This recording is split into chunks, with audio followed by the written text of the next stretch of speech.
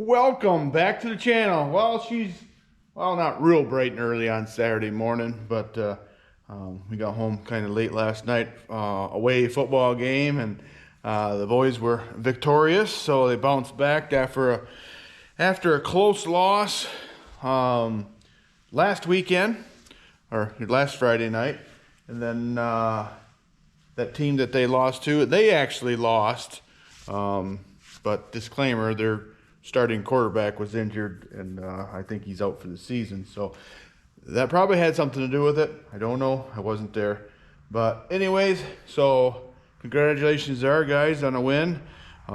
Regular season ends next Friday is the last regular season game. Yeah, that's how I want to say that. But anyways, so I am now waiting on amplitorq parts for the 900 gasoline. So that's, not, unheard of. I ordered parts from Welters. I have a new Sprag coming, and I learned something. Remember how I was telling you there's a wide and there's a narrow? Well, there's kind of like two narrows and one wide. So talking to Lois there yesterday, she was telling me there's a 1/2 inch like this one, which is the cheapest. This is $350 for a new one of these, but what do you do? So but anyways, I'm just looking at something. I think there is a right and a left. There is a 5/8 wide Sprag clutch and a 1 inch. So when you're working on your Minneapolis Moline with a 2-speed amplitorq, don't just order parts unless you already know what's in that tractor, before you get it apart. So that's kind of what I did here. I I wasn't sure what was wrong with the tractor. I suspected, but I didn't know for sure, because sometimes you just don't know. But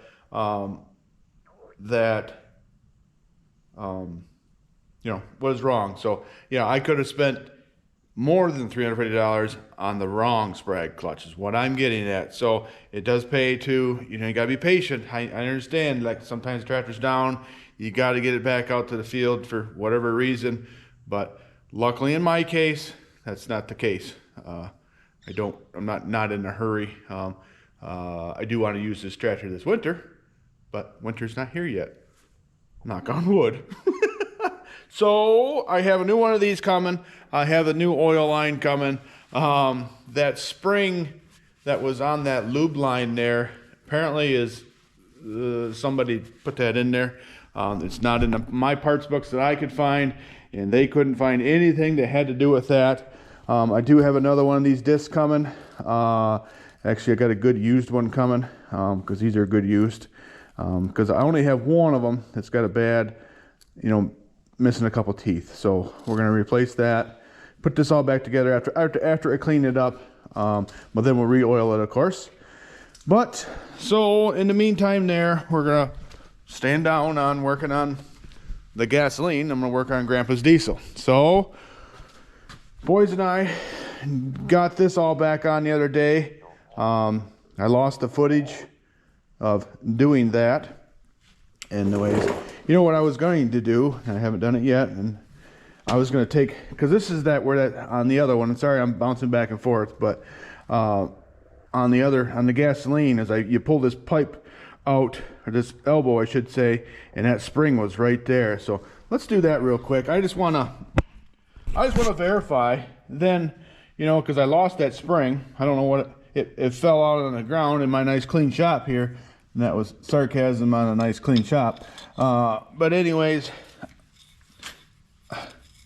and I couldn't find it, or haven't found it yet. But as soon as I go to do something else and I get another spring or just put it all back together, then I'll find it for sure. But that's all right. I just want to see, as long as we don't drop this one, if there's one in here. So, but I think there is. All right. Give me a second. Let me grab something to reach in there. Let's see if I can get it out. There it is. Yep, this one has it too. Okay. So I don't think that's anything special, but it's definitely a spring. So, all right. And what that does is it keeps the tube that's in there, because this is a lube line, comes back from the lube pump, and this is what lubricates the amplitorq, if you know what I'm saying. It gets into where the Sprag clutch is and the roller bearings. So that's what it does. So okay, I'm just going to set that back in there before you lose it. Okay, and just hand tighten this, and I would just take that to a hardware store or auto parts store and just get another one. So because I don't think that's anything special, and it's just keeping that tube so it rides on, or I shouldn't say rides on it, but it just keeps pressure to where that thing, the housing is, where the amplitorq is. So yeah, hopefully I explained that. So it's amazing though. You look at the parts book in the transmission, it only shows the other side of the transmission in the parts book. So I was hoping maybe they had a supplement or, you know, a service or something book, but apparently not. And yeah, if you are, you know, have Minneapolis, Moline, or Oliver tractors and need parts, Welters is a great source. So not the channel, but they're definitely great people to work with. Great people. Oh, I thought that was part of an old gasket, but it's just a hair or something. But anyways, I want to run these holes through and get the threads all beautified up. I gotta take this one out. I won't bore you too much there unless I can think of something to talk about, which sometimes that's not hard for me to do. But yeah, eventually I will do a video of the 900 series, but I want to get this one back together, and of course that one, get all three of them out here, or get them all out side by side, and yeah, do that. But yeah, this one, I don't know, I'm still I love working on this tractor too. I want to get this one done too, but I'm not in a big hurry. I just want to do things, you know, nicely, very nice. So I just I'm trying to get this wheel back on so I can roll it back out and wash it again, because I washed it quite a bit, but then my power washer went down for momentarily, so you know I couldn't finish washing it with the hot water. So I want to get this back on four wheels, then we'll roll her back out and have at it. So I think I'm going to take the steering column off just so I can wash everything in there too. But other than that, we'll take the battery out of it as well. I'm going to take the PTO shield off because I don't think I need that on there to do what I need to do. But just look at all the grease here. I'm going to leave the drawbar stuff off because I think that's easier to get to everything, and I can clean those things off individually. So, but these holes right here, does anybody know what those holes are for? I've never seen them used. There's, you know, of course they're on the other side too. I'm not sure what they're for, because the drawbar hooks, let's see, or not the drawbar cradle, that hooks back here, doesn't it? If I remember right. And the 3-point hitch arms hook here. I don't know what those are for, and you know they weren't used before because there's still paint in there, and they were paint on the other ones. I don't know if you know, let me know. I'd appreciate it. So I know this here is for loader brackets, or you know, because there's some on the other side too, I do believe. All right, well, that was Nicholas calling. him and his brother, they're down to Ohio again, kind of an impromptu hunting trip again. Yeah, so the boys are in Ohio and, well, having a good time. Nick took a few of his buddies with him, or I guess they all rode together, I should say, not just with him. Jake's driving, so they were just gonna go, you know, a bunch of, you know, high schoolers were just gonna go. Like, I don't think that's a good idea. You know, take Jake, he's like semi-adult, you know what I mean. But anyways, so they're down there having a good time, I hope. So I hope they get a big one. I know they're not going down there to take a doe, because we got plenty of them around here. I think we got plenty of deer too, but you know, I like to go to Iowa too and hunt out there. But it's more, it's not just the hunting, it's the trip and the people out there. I go to Iowa, like I say, quite often. I don't think I've been to Iowa though this year though. One year I was in Iowa 7 different times. So actually, I think that might have been the COVID year. So, because I was deer hunting, and then that was we got mandatory to, you know, work from home or whatever, work remote. So I says, well, if I'm gonna work from home, I might as well work from Iowa. So I went out there. That was a interesting time, that's for sure. So I don't really think those things go in this far. But hopefully we never have to go through something like that again. I think a lot of the was the unknown stuff. We just didn't know. But whatever. We're past it. So I lost, let's see, I lost one co-worker during that time.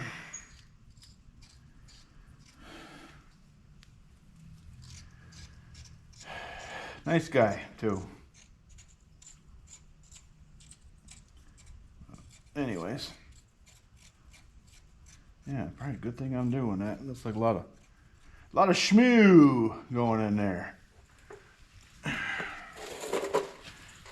Wipe that off. Yeah, there's some dirt in there.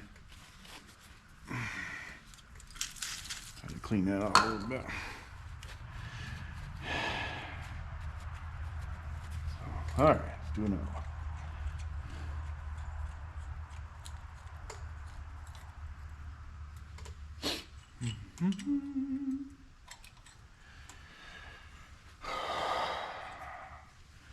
I think Dad and brother are getting close to getting Dad's corn done at the farm. So part of it's yielding pretty good, sounds like.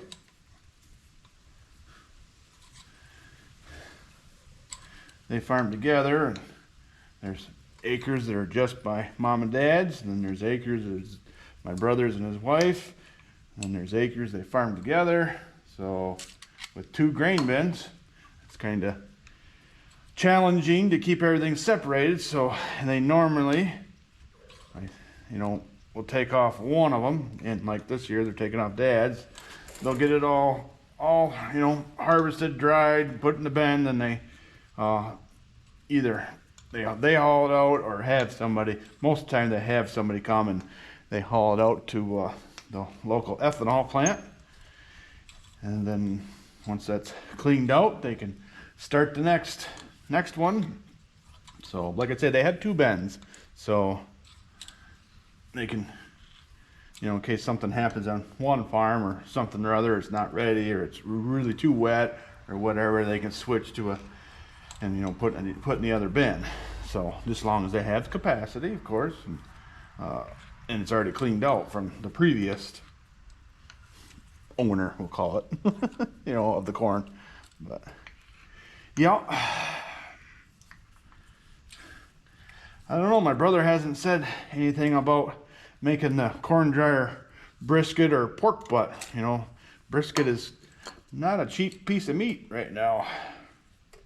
And yeah, last year it wasn't either. And he didn't cook one. I think he cooked a pork butt last year. And if you haven't seen that, yeah, he had, you know, it's every year, most of the time, we'll do, he'll cook a piece of meat in the corn dryer. It's kind of, you know, kind of his thing, or, you know, I mean, just I don't want to say it's a joke, but it's, you know, it's all wrapped up and it's not going to start a fire or anything. And, you know, there's a drip pan, he's got a drip pan and this and that. But it's, you know, basically a corn dryer. The style he has is a great big convection oven. So, I mean, with a blower.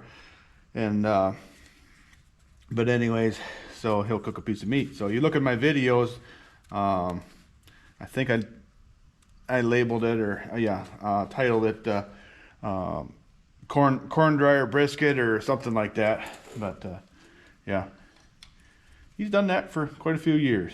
So just something to do, you know. It's not taking any more energy, as in, you know, propane or anything. It's just different. And then you can't do it. I don't think you could do it with every corn dryer out there, because it's just the way this one's built. That great big door, and you can get in there and do that.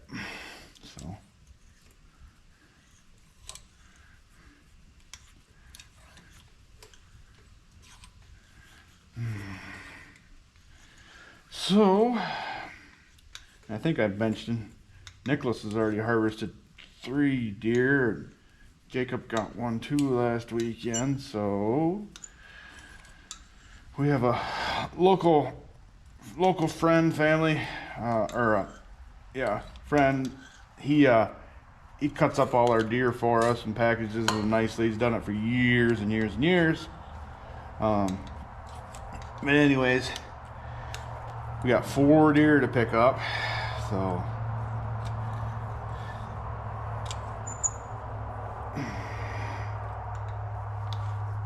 I figure with Jake being home, and we need to put probably 6 to 8 deer in the freezer, just by how many we put in last year and what was left.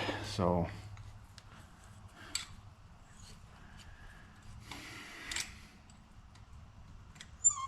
like I say, I've said before, we eat a lot of venison. So come on, baby.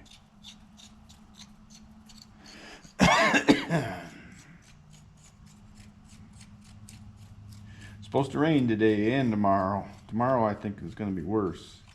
I don't know. There's some pretty good thunderstorms, but they are tracking to the north of us, to the north and west. So I don't think we're going to have to worry about those. Because right now, I'd say it's mostly cloudy, but the sun is poking through. So, yep. You know what? This would have been a lot easier before this axle was in the way. Why didn't you do that before? And I think I talked about that when I did the other side. Maybe. Oh well. Sometimes. Yeah, these key stocks did not want to come out of this axle. They were rusted right in there. But I got them. I gotta clean that bearing up too before I get too excited putting this back together. But 2 more holes after this one.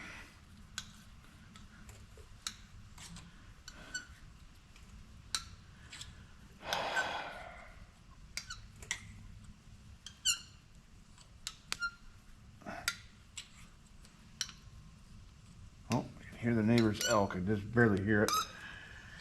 I don't know how many cows he has over there, but he's got 1 bull, and he's not very old. I thought he said last year, let me back up a little bit. He's a newish neighbor. They haven't lived here for a year yet, but anyways, I've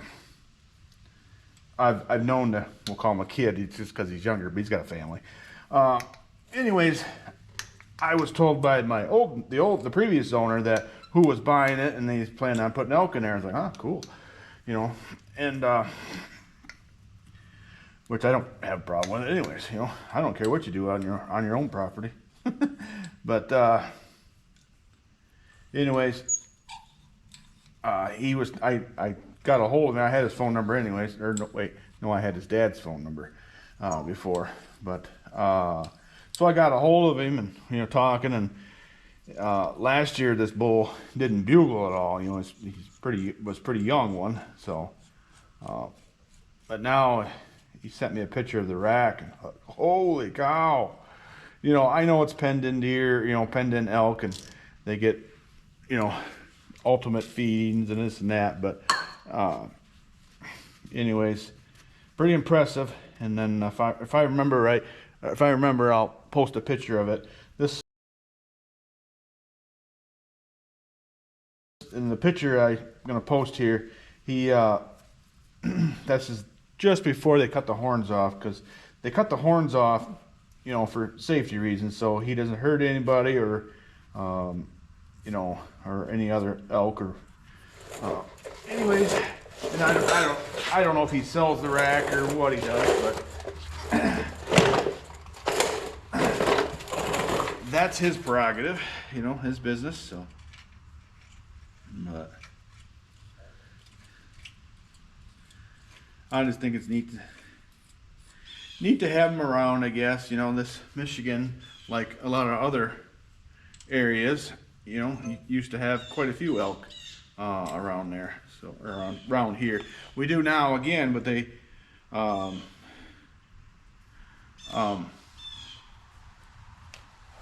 they're up north quite a few. You know, about 3 hours north of me is where the elk are.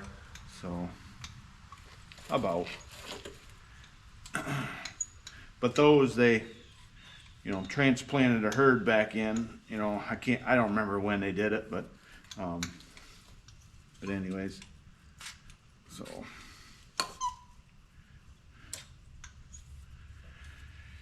yeah, and I think they seems like they try to keep the herd around 900 to 1,000 up there. You know, wild herd across multiple counties, and so. But anyways, and that was the information I had last time I had a tag, but so yeah, I think I've told you guys this before, but I'm fortunate enough. I have drawn 2 Michigan elk tags in my life, and I can't. The last time that I was successful getting a tag was 2019, so I have to wait till 2029, or is it 2030? Because it was 19 when I got my tag, but before I can even apply again. So in the state of Michigan, it's only available to Michigan residents, the elk hunt, I guess. And when they first had it, or when I first drew, I only had to wait 3 years to apply again. And if at that time, if I would have drawn what they call any elk, which most of us would call a bull tag, that would be, you know, you had to wait 10 years at that time. Now they've changed it. I don't know why, but if you draw an elk or a cow only tag like I did, you have to wait 10 years before you can even apply.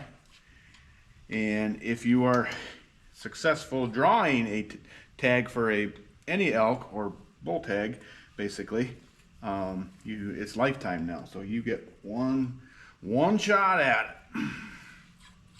So, but I can remember my first tag, which must have been around 2001, I think it was. And at that time, we had to go, you still have to go through a mandatory orientation. They go over specific rules and just do this, don't do this, and if you do this, you better do this, kind of a meeting, you know, this and that. And they told me at that time that 60% of the bulls taken in Michigan, because they only give out roughly, I don't think it was 100 tags, any elk tags. It was only like 50 or 60 at that time, because they don't give out that many. That 60% of the bulls taken in Michigan are 6x6 or larger. So, and that was like I said, that was in 2001. So it's 2025 now, so a lot has changed. I don't know what currently that is, the ratio, but you know people are fussy, and I shouldn't say fussy, but it's a once in a lifetime tag. They want to, you know, get one that they feel like it was worth the wait. So, like, a guy I know lives north of here. He was successful with getting a bull tag and successful getting a bull, and I think he shot either a 6x7 or 7x6, and just a whopper of a rack on that thing, you know what I mean? But that's pretty cool. But it takes a lot of room to bull elk mount takes up a lot of room in your house on the wall there. So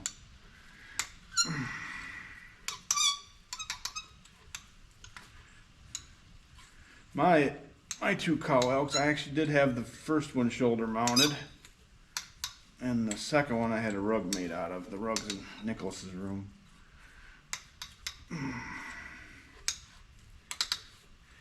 But back in the day. So,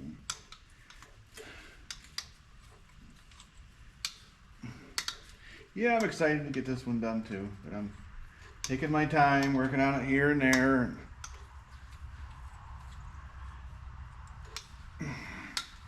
Getting pretty intimate with it, I guess is the right word. Just like I did with that Oliver hydraulic system. Oh boy.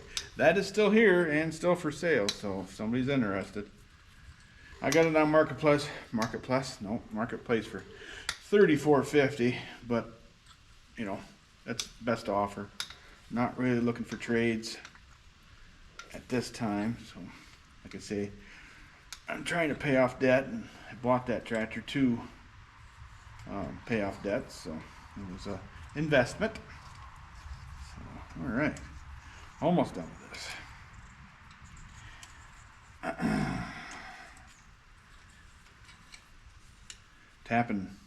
Tapping these threads, probably not all that interesting. Hopefully the stories helped you get through it or whatever. So, all right. Okay, I'm gonna put this away. This away, this away, this away.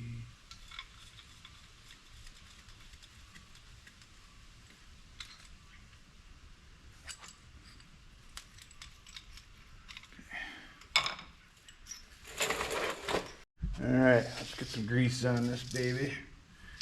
Grease is bearing up. Grease the surface up. And I'm gonna grease the seal.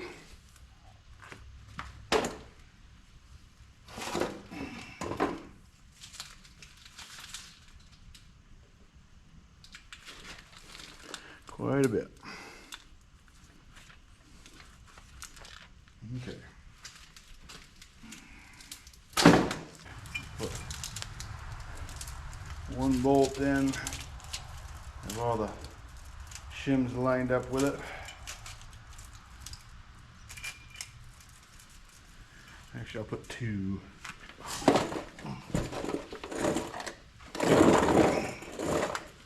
Oh.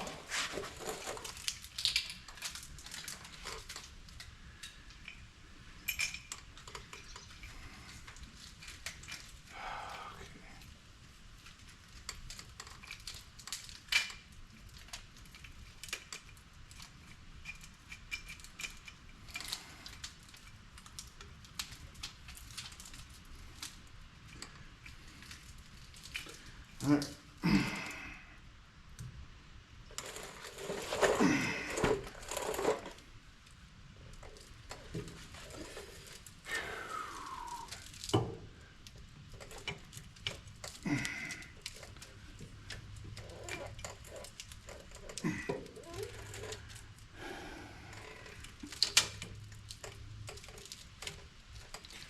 Alright, now I gotta put this up on the axle.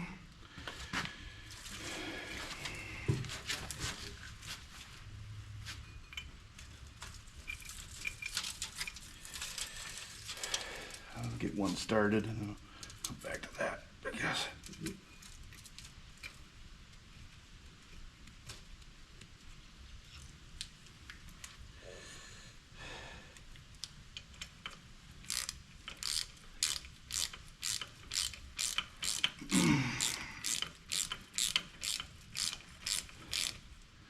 Okay, there's one.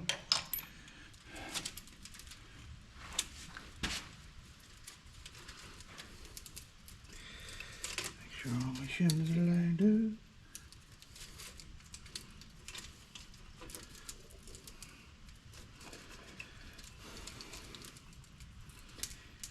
Yeah, dowel would have worked a lot nicer.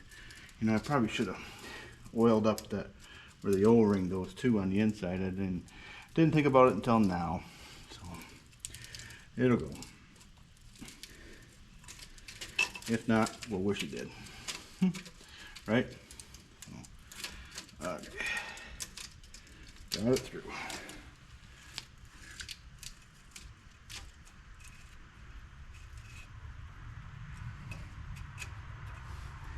Alright, a couple more turns with the old ratchet.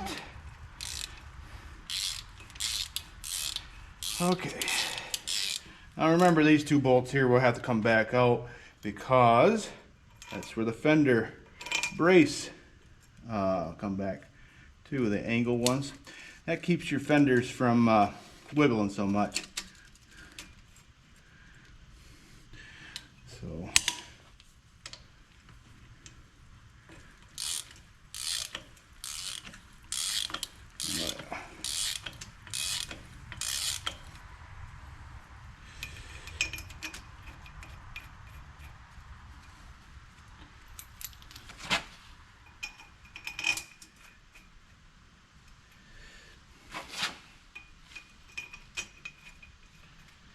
okay. Tighten this side up. I'm gonna try to go semi-evenly.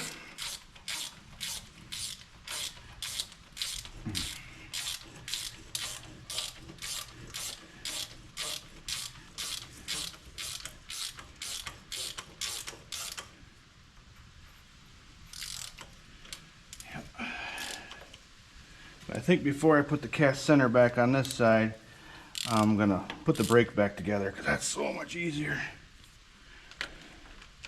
And then before I roll it out and wash it, because it's supposed to cool off but not get super cold yet. We're gonna change the PTO seals. So if you're looking forward to that, that's coming up. I have those already, so I shouldn't have to wait for any parts.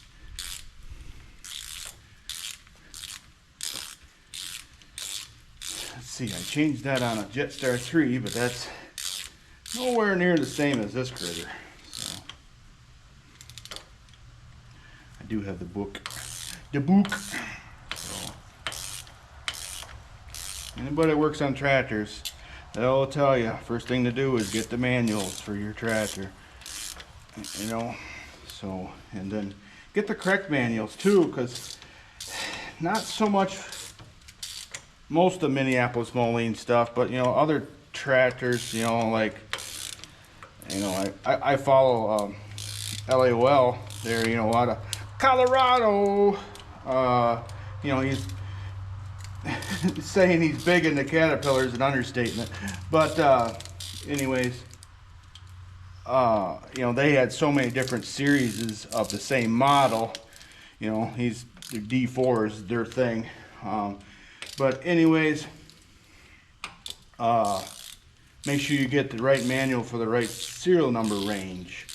So, and when it comes to these tractors, you know, like this one's kind of an in-betweener. It's a 1968, but early 68s would have had the Teleflow open center hydraulics, but the late ones, like this one and the LP, have closed center hydraulics. And so in that hydraulic system there's quite a few differences, you know, other than just the pump. So, you know, the whole you know, 3-point mechanism. So, and that's, I don't know if to say it's odd, but I was always told growing up this was a 1969, you know, G900, but now that I know and have serial number list, I know it's a 68. It's a late 68, but during that transition, so.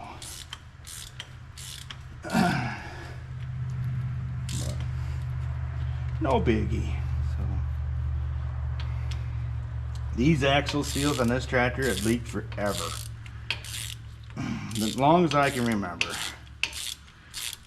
Grandpa wasn't real Yeah, he was always, you know, struggling for money, it felt like. So, and you know, and he grew up during the Depression, so that might have had an effect on the frugalness of him. So, but anyways, and my wife's quite frugal, so that's probably a good thing, or else I would probably have a big shed already and a big payment. So okay, all right, well, that's enough for the axle. Let's get to the brake. Okay, well, it's brake seal time. I don't know if you can see in here, but there is 2 seals. One keeps dust out, one keeps oil in. That makes sense to you. So, of course, this is the one that keeps the oil in. And, all right, wait, hold on a second.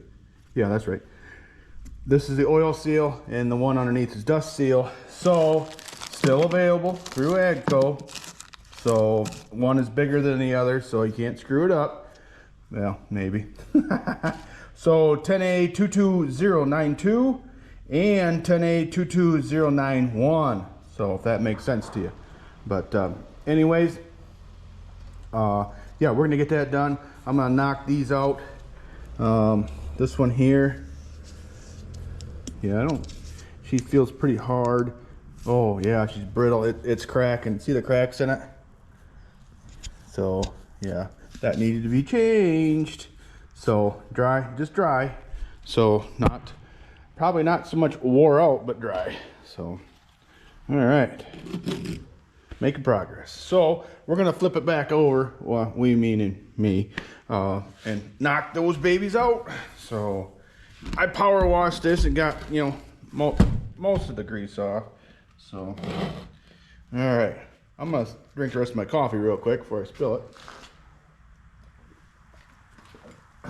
Or worse, break my cup. That would make me cry. So, all right. Now I just gotta find the appropriate punch. Right there it is. This is probably the one I was looking for earlier. So, all right. Maybe I'll move a little bit closer. Maybe you can see it. I don't know. There we go. I don't want you in the way though either. You know what I'm saying?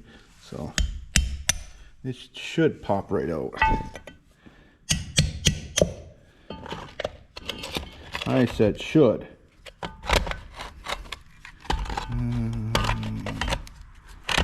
Oh, come on, baby. Yeah, that's good for light. Hit your light with a hammer, goofball. So, okay.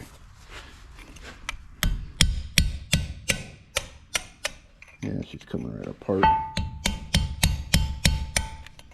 Yeah, the wubber is breaking right apart.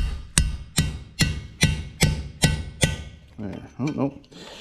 I thought I was getting both out at the same time there, but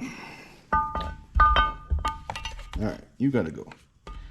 A little bit better lighting in here.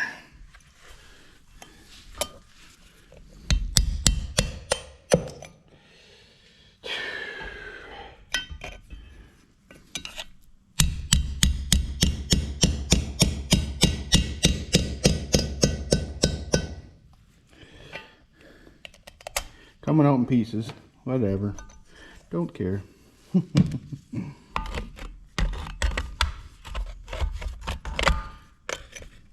You probably can't see now since I put that light in there. Need a light that's just like this. Oh, I guess if I shut my door, maybe. There we go. Maybe that'll work for us.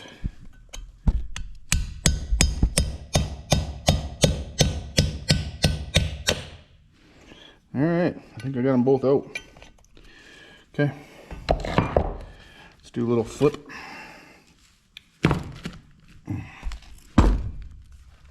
Yep, definitely. Got most of it out. Ugh. All right, so let me see if you can see. As you can see, the inside bore here is smaller than the outside, so obviously the smaller diameter goes in first. And you can see right there where oil comes in. Interesting. Or that's where oil, that's what lets moisture out. That's what probably was that's supposed to be. The dust comes out this little slots here. So I'm gonna clean them out. All right, I'm gonna clean this up a lot, and then I'll bring you back. Okay, well, it's cleaned out as good as I'm gonna get. The weep hole, we'll call it. There's this one right here. There's a hole that goes all the way through here. I can stick my screwdriver. Oh, I guess I can't stick that one all the way through. But anyways, take my word for it, it does. Okay, so smaller diameter goes in, seal, should say.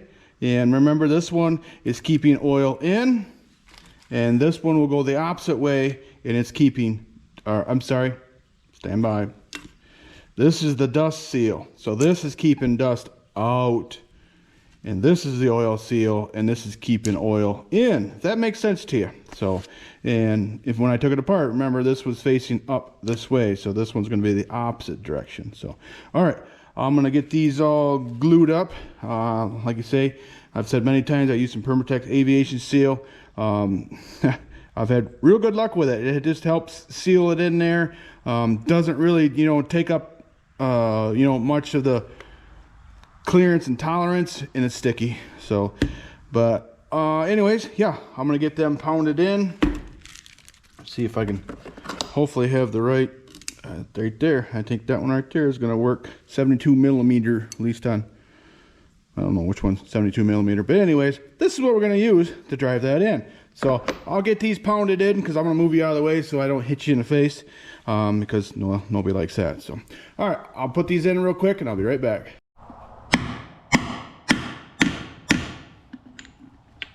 There we go, good as used.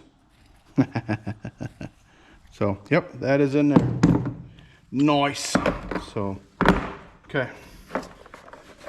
It doesn't really take an expensive, seal driving or bearing driving kit. So, this is just a cheap, OMT one. I don't know if I got it from the auto parts or off Amazon or whatever, but, especially if it's something you're not using every day, it's okay to go a little bit cheaper. So with that stuff, but you do what you want. Ooh, I'm gonna put this one away too, because we're gonna need that next week. So I was hoping to have this other tractor back together this weekend, but it is what it is. So, all right, well, here's my old seals. They ain't so good, but you can tell they were pretty dry, and they were retired. So that. All right. The O-ring here. Okay. I do have one. All right.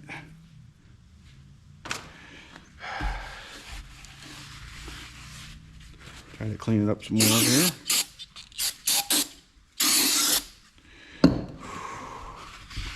Running low on carb cleaner. This is my one I had in my pickup, just in case I was somewhere and needed some carb cleaner. But, all right, when I do that O-ring, I think it's right here.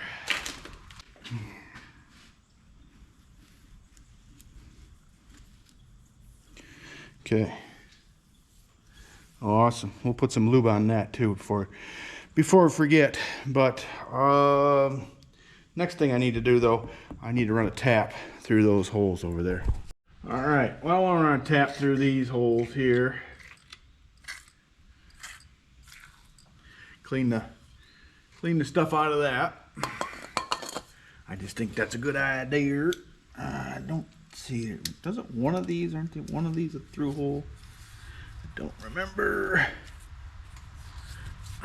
Nope, none of them are. Okay, so they're all blind holes. All right, so this is a 5/8 by 11 thread. So kind of gritty. Let's put a little more in there. Maybe that'll help the situation here. Oh, this ratchet must not be that good. Oh, it's my socket's too big. Oh, that's what it is. All right, well, 11 millimeter ratchet wrench works pretty good too, so we'll just do that. How often does 11 millimeter get used? I don't know. Seems like it's 10 or 12 gets used all the time, but no biggie. Oh.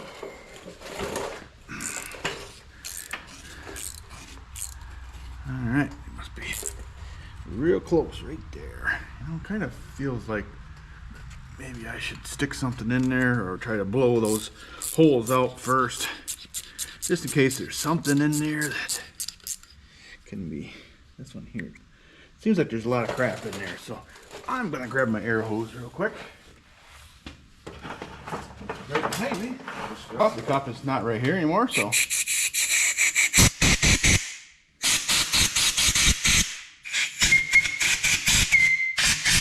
That one felt like they had something in it. Okay.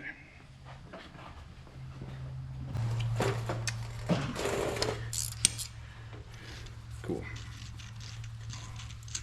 Yeah, I think it's supposed to get close to 70 degrees today. I was right about that one. Look at all the schmoo on that one.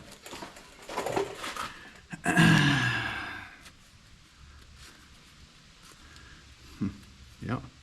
Joe Dirt. Or Joe Rust. One or the other. So, yeah. One or the other. But,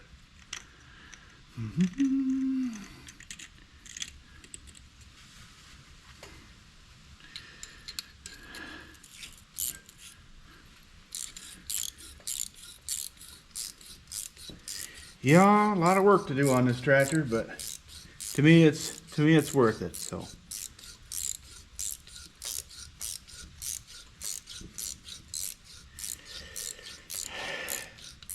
I think when we do the 900 video, I'll have Dad come over, and you know, he can tell stories about this particular tractor, and you know, the history that he remembers. Majority of the hours that were put on this tractor were done with his rear end in the seat. So,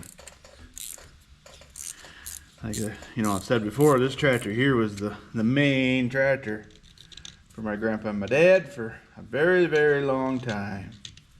So it done everything. And even towards the end of its, we'll call it working career, it still was useful even though the hydraulics weren't working. We used it for PTO work a lot. So yeah, there's a lot of stuff in there yet. So, but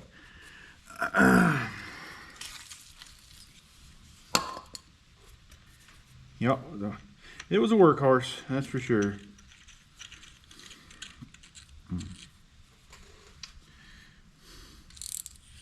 It's fun to talk about it.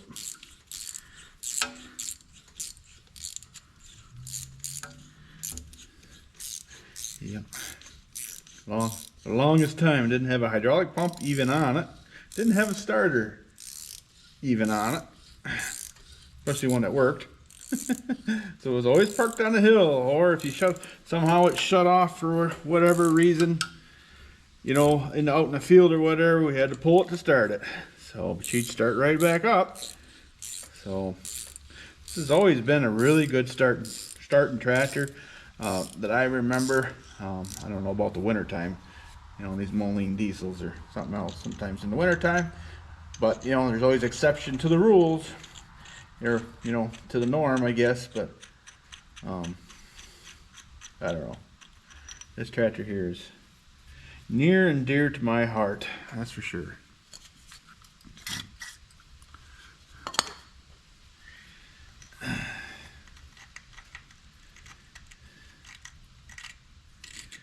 Maybe I should have made the channel name, you know, Moline Day 900 or something like that, just because you know, Squatch has got 253, you know, on the end of his name. Well, that's for, you know, X253, his prototype crawler there. So.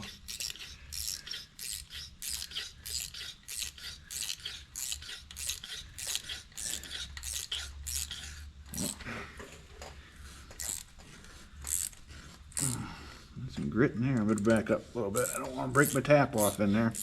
Well, 'cause I'm using this little wrench, but I don't know. Just brings me peace working on this tractor. To be honest with you, it just you know, it's not stressing me out, or you know, just making her nice. And, you know, I could spend, you know, piles and piles of money and replace all the bearings and everything here, but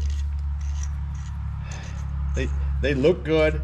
And this tractor is more just going to be a play and playing around, and you know, we'll take this one to shows for sure. For sure. But, all right, 2 more.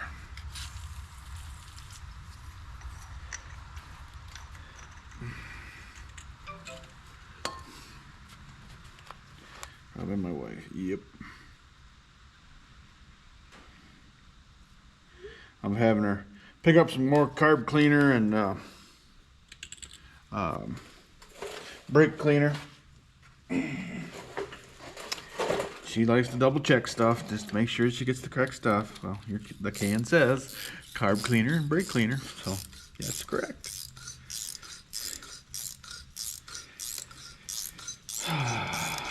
Doesn't hurt to double check.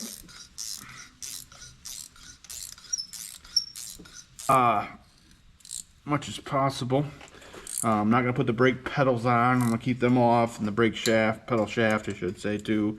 We'll leave them off, or that off. There's only one.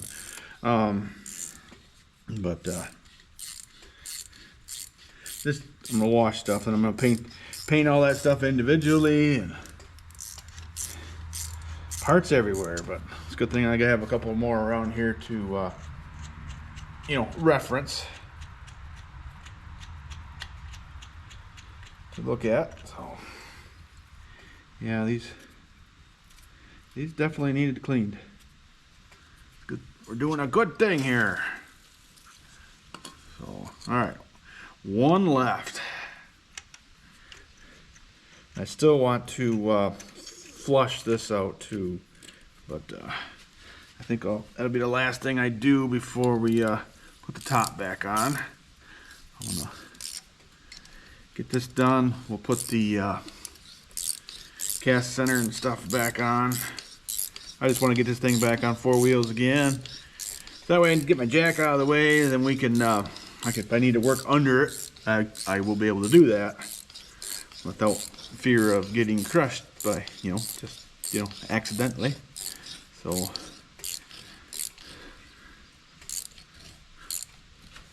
but yep, this is working out pretty good. Oop, quit throwing stuff. Jeez. So, all right. Probably one more little flush. Yeah, that one had crap in it too. All right, one more little flush here.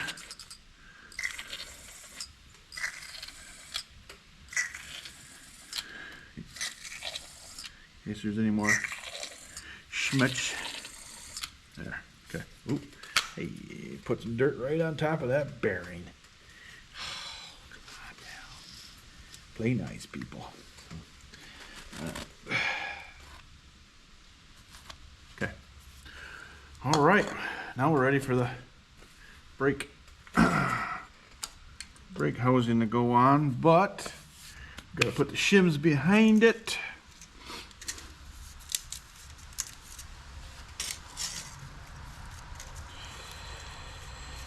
All right.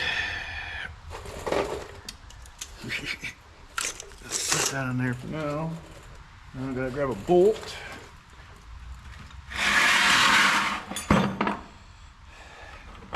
Which these we can put right on there and put the shims on there. So yeah. Okay.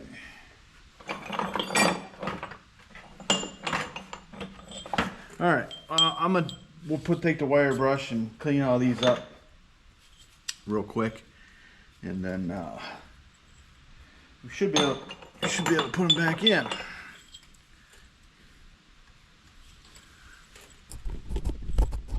Okay, well, I put these through the wire brush, cleaned them up.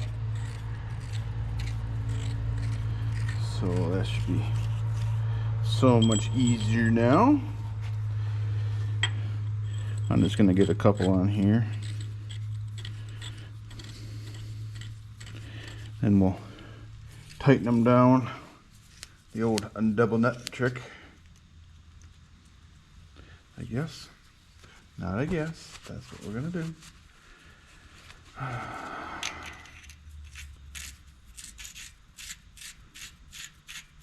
Alright, I brought that ratchet over, didn't I? Yeah, it's right here. Should have brought over a deep well.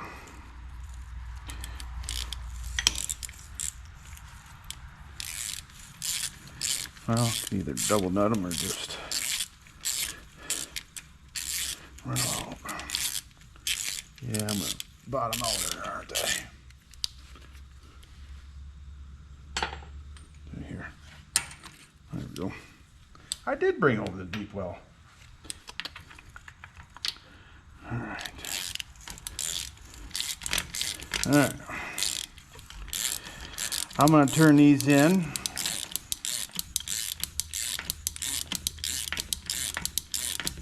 Until they're tight. Then we'll put the shims on. Then we'll put the housing on. I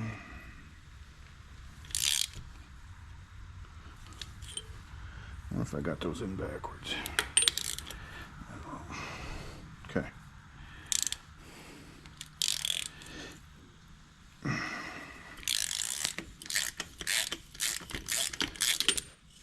Alright.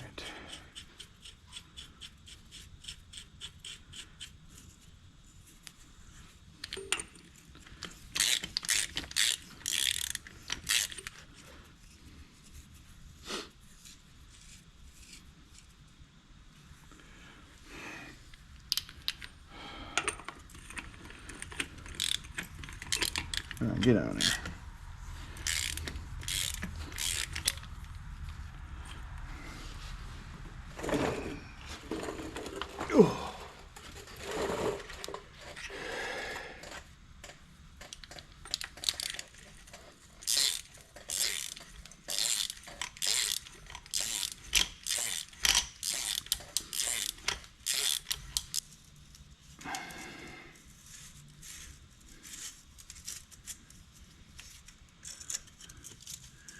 This outside one's pretty thin.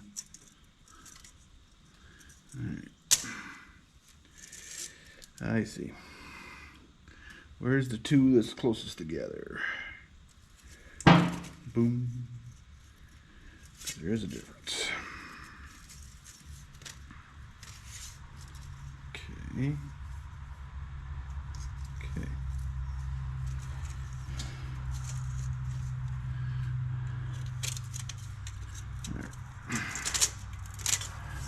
Make sure my holes all line up.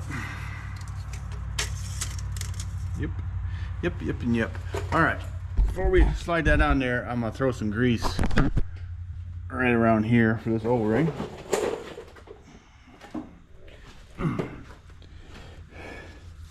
That's probably way too much, but that's alright. A little bit goes a long ways. This is just a tub of grease I picked up at a auction sale years ago and just been using a little at a time. And basically this is all I use it for is, you know, this situation. So it's working out pretty well. All right, it's go time. Oh man, it's heavy. Oh, I was gonna grease up that shaft too. Seal.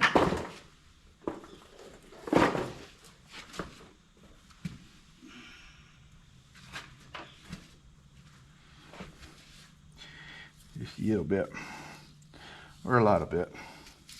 We'll put some on that bearing too, just because. So, and some more on here too.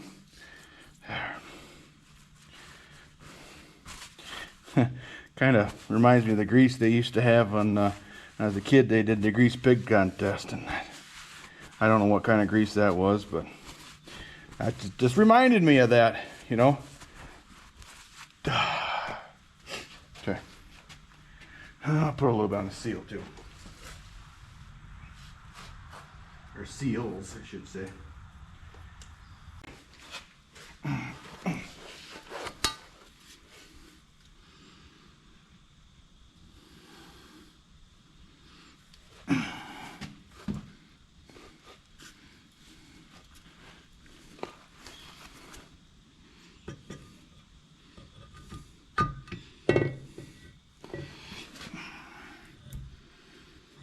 Not the right hole.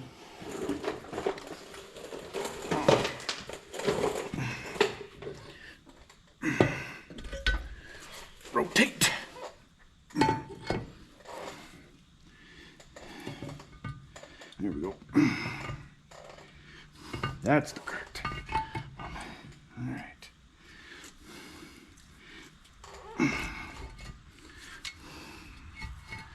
Slide around there gently. Push up on the shaft if you need to.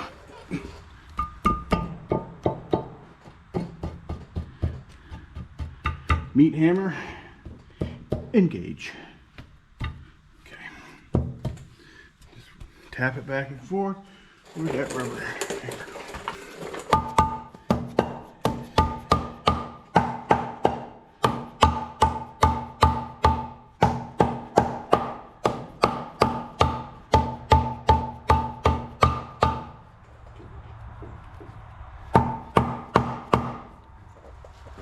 Alright, get closer. Remember, there's a new O-ring in there, so.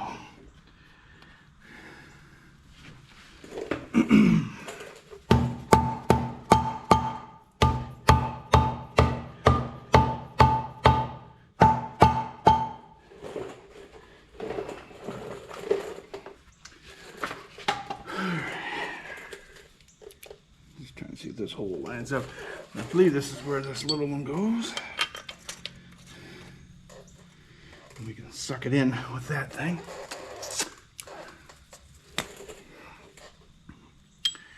And this is where this one goes.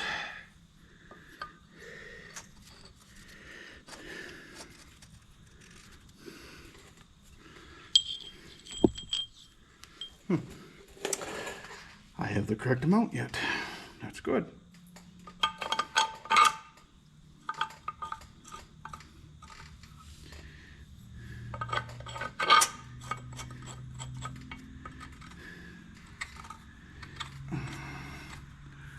Alright, where's that socket that takes them? I think I need the 9/16. This is too small. That's the half. That was for the axles. Alright, here it is. Here it is. Okay. And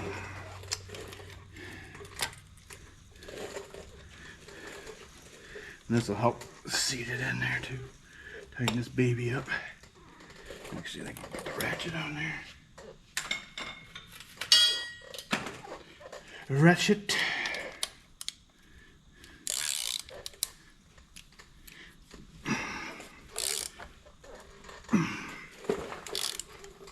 Okay, hammer.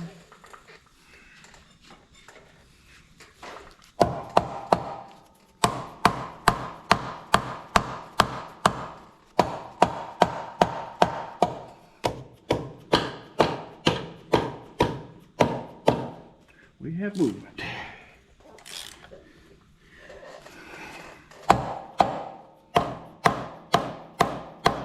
Yeah, it's kind of a tight fit in there. Let's make sure we're going in straightish.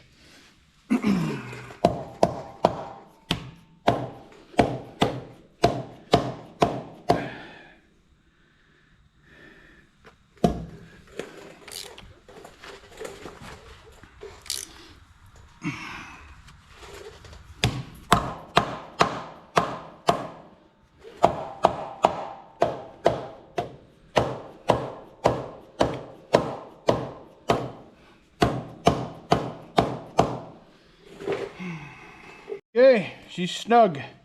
Now I need to tighten all these babies up, get them in there good, and then we'll start reassembling the rest of the brake assembly. Okay, those are all double nut, then tightened. All these tightened, not tighted. And sometimes words are difficult, I guess, to say. Okay, well, I think the video is getting quite long. So we did axle seal and brake seal today on this side. I'm going to continue to work here on this tractor, but we'll do that. You'll see that in the next video. But I'm going to put the brake back together and then, you know, get this wheel on. But that'll be in the next video. So, hey, I hope you found this useful. So it's not that bad of a job. It's a whole lot easier when the wheel and cast center isn't on here. Especially the wheel, just to be able to get in here, but you don't have to do that. But like I said, it is a lot easier when the wheel is off. So if all possible, that's probably the way I'd do it. But it is like you could do this in the field if you had to, but it's not that bad. It's just, you know, takes time. It's, you know, all this stuff is heavy, but anyways, yeah, I'm thinking about something else as I'm talking to you. So, in case anybody was wondering, putting never seal, or you know what I mean, anti-rust stuff in here, that's kind of been told to me as a no-no. Just because it, you know, there's brake dust in here, so that it is essentially like grease, and it attracts that dust, and then that could wear your brakes out, you know, quicker, and it also could wear out your seals quicker. So they don't recommend you put anti-seize in this brake area here, or any kind of lubricant, because it's supposed to be a dry area, and that's why I didn't use any. Yes, that has its place, but this is definitely not that place. So when we clean up all these discs and everything, we got to make sure they're dry when we put them back in. I do want to go through all this, but that'll be in the next video, show you how this actually works, and we'll clean it up. But like I say, we don't want any grease in there, because that's supposed to be a dry brake. You know, it's not a wet brake system. So anyways, all right, well, hope you liked the video. Hey, please like, subscribe, tell all your friends that, hey, Moline Dan is worth watching. He's kind of a gomer, but he's worth watching. Now, you don't have to say that, you know. I'm just teasing. So whether you like the videos or not, well, that's up to you. So probably not gonna, you know, stray too far from what we're doing. I am working on the next video for our Spotlight model. I haven't fully decided which one I'm gonna do yet. I know we've had a few suggestions already, which are great suggestions. One will be easier for me to do than the other. Somebody asked about a 445, another one said a ZB. So if you have a favorite model, or a model that you really want to know some more about, I'll do my research and do my best, and you know, and try to find that specific model, or multiple, you know, variations of that model, and put it in a video. So to me, it sounds like a lot of fun.